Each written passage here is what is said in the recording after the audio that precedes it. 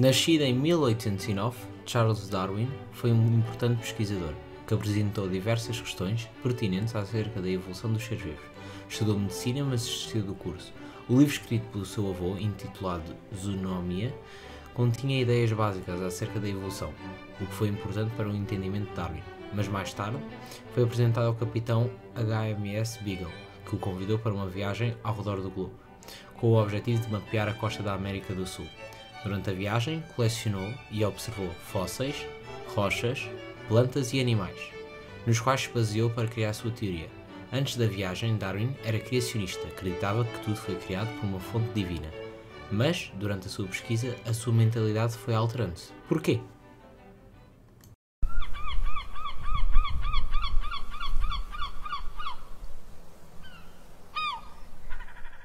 Na América do Sul, apercebeu-se que há muitas aves com estruturas semelhantes, mas com funções diferentes, como o pinguim, que as usa para nadar, a avestruz, que as usa como vela na corrida, o pato, que as usa para voar, e o ganso, que as usa para nadar à superfície da água. Todos estes animais são aves, aparentando terem divergido na utilização das suas estruturas. Além disso, nos Andes encontrou bastantes fósseis de bivalves a elevadas altitudes, o que só conseguia explicar se, algures no passado, o nível do mar chegasse àquele local. A certa altura da viagem, um sismo abalou um dos seus locais de passagem, devastando algumas aldeias, e Charles reparou que o nível da terra tinha subido, pelo que concluiu que a Terra não tinha sido criada assim, mas sim que evoluiu devido aos fenómenos naturais, o que explicaria a localização dos fósseis bivalves. Durante a sua estadia nos Andes, Darwin apercebe-se de que pequenas mudanças e efeitos multiplicados por uma imensidão de tempo poderiam causar diferenças enormes nas paisagens. Este raciocina assim que o mesmo que acontece com as paisagens pode acontecer de forma semelhante com os seres vivos. No entanto, ainda não sabia por que mecanismo isto se dava, ou porquê.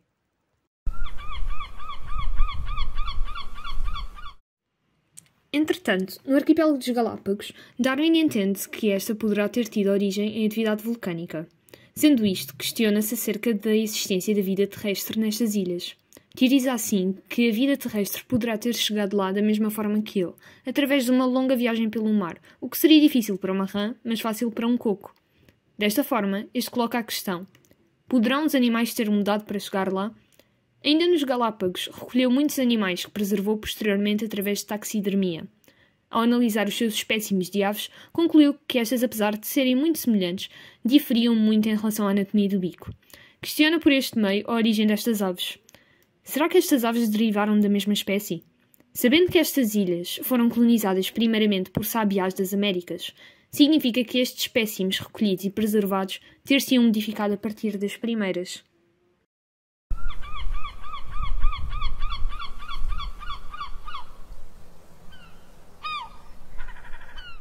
Ao regressar à Inglaterra, o recém-viajante entregou os espécimes recolhidos a outros investigadores para uma análise mais profunda.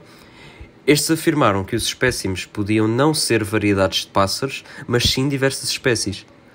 Com esta informação, e utilizando os seus conhecimentos biológicos, Darwin constrói uma árvore genealógica em que cada ramo criado representava uma espécie diferente derivada de uma outra.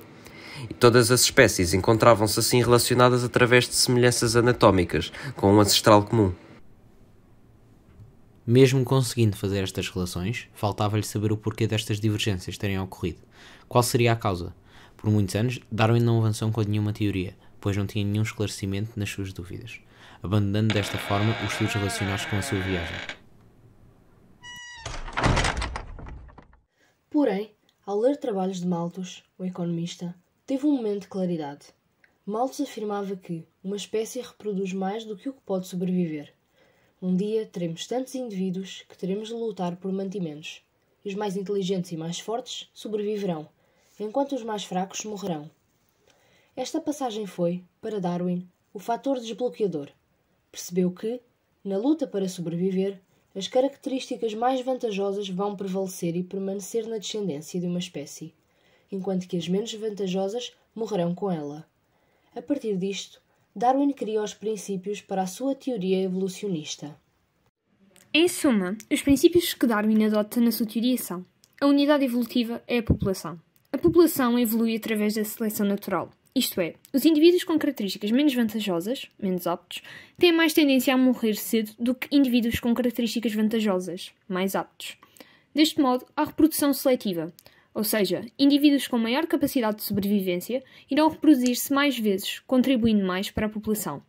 Atendendo a isto, a frequência de indivíduos com características vantajosas irá aumentar ao longo do tempo, enquanto que a frequência de indivíduos com características menos vantajosas irá diminuir.